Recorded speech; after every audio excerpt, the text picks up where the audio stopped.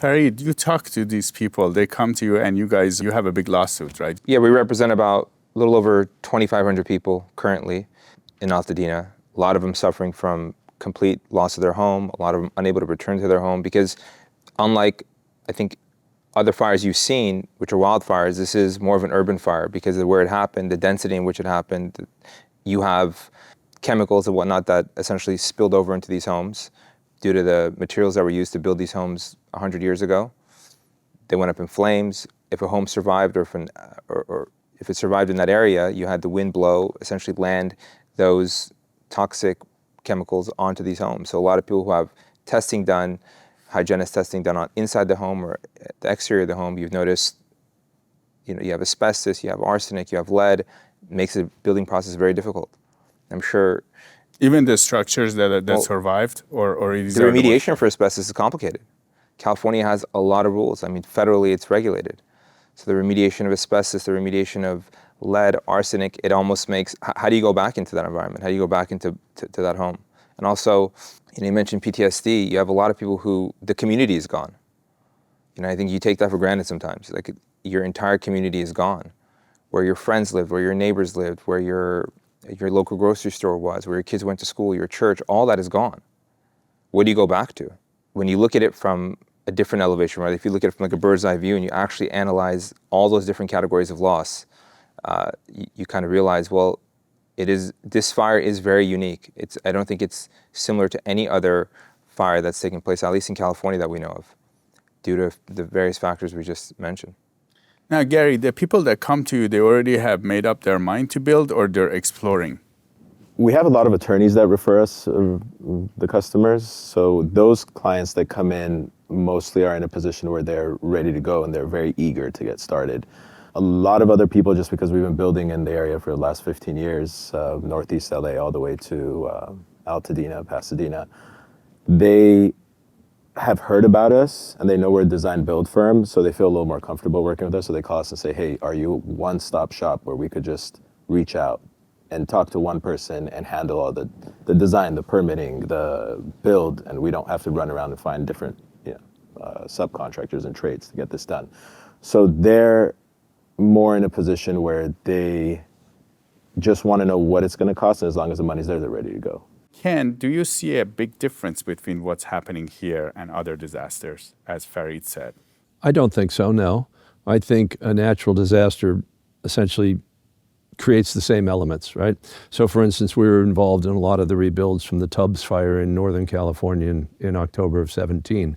And there we saw a community that was actually well more prepared than Altadena or the Palisades for this, because it was more of a working class community. They had more insurance agents in the community. They had more plumbers. They had more builders. They had more electricians. So they were able to put together a plan more quickly, and they were able to support one another more quickly. I just think that where we are right now in the Palisades and Altadena is very specific to everyone's individual circumstances. For instance, we were approached by 5 clients in the Palisades. 2 have since decided to move. 1 is moving forward and is in permits with us. A 4th is starting, has just engaged an architect and will build with us, and the 5th is still trying to figure it all out.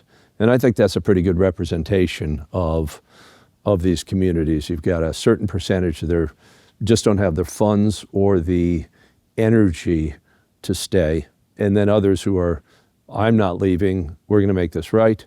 And then you have the people in the middle who are still trying to figure it out, see if they can make the budgets work, and see how they can get back to the community that is gone, right? Tubbs fire where was that? Santa Rosa. So I think if you juxtapose that against Altadena, what percentage of the people there were working class, you said? Well, so that's a more apt comparison, I think, Santa Rosa to Altadena versus the Palisades. Ultimately, I would say in Santa Rosa, 90% of the people stayed. Were they first generation homeowners? Was that their? A lot of them were, and a lot of them had younger children, so they wanted to get back to schools, right? For instance, Coffee Park became a very famous little ground zero in Santa Rosa. That was a community of 1,400 people. 22 people died that night, and they got back to rebuilding immediately. Interesting. I think, unique distinction between what you said earlier was a lot of the homes in Altadena were generationally owned. That's right. Yeah. That's a little bit different, right? So I think when you look at homes that were passed down from their great-grandfather on and on, it's a little bit different as far as like how that community was impacted. So Farid, you're talking to a lot of these people. The people you're talking to, did they have insurance or? So you're seeing almost like a split between a lot of people who had insurance, but even if they had insurance, they were underinsured, because the value of these homes what it would cost to build that same home today, I'm sure these guys will tell you, is a lot more than what it cost them to insure it back then, right? So I mean, I think to replace that product costs a whole lot more, and many of them were underinsured, completely underinsured, right? So you talk about stories. We have individuals who, this was like their great-grandmother's house that was handed over to them. During the fire, everything was burned.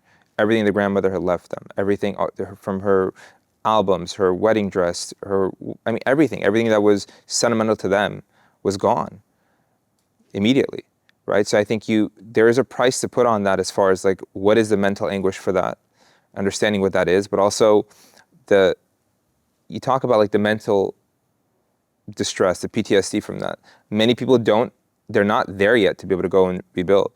You know what I mean? I think you're seeing early on maybe people who are more resilient, more capable, more able to go and do that. But you have a strong base that's just not there yet. They're still trying to figure out what to do next. And then you're dealing with prices where, as you said earlier, 15 to 20% more, there's a sticker shock to that, right? So you take whatever insurance gives you, which is going to be inadequate, you take a 20% or 15% markup on top of that, because that's just what the cost is today to build, due to all the other variables, then it's just people aren't there yet to be able to rebuild. I mean, you have countless stories of people who lost literally everything, right? That they're now living in Airbnbs that the insurance company was providing to them, but that's run out. So they're living with families. It's added stress onto families. Now it's people who went from living in a house to now living in a 1 or 2 bedroom apartment, and you have people who can't even live in that anywhere near that area anymore, because the cost of renting has gone up substantially. Just because, supply and demand. There's just not enough supply and there's tremendous demand. So you put all of these different variables together in a pot, it's created literally the perfect scenario for the distress these people are feeling. And I don't know how they I don't know what the relief is immediately for that. There's no amount of money that would relieve that. Do you think big portion will not rebuild and they will sell the lots? I don't know. It's hard to say. The ones I speak to regularly about rebuilding, they tell me all the time, Farid, we're not even there yet. I'm not even thinking about that. I'm just trying to get my kids back to normal. Some of them are still trying to buy back to school supplies for their kids. Some of them are trying to get their lives back in order.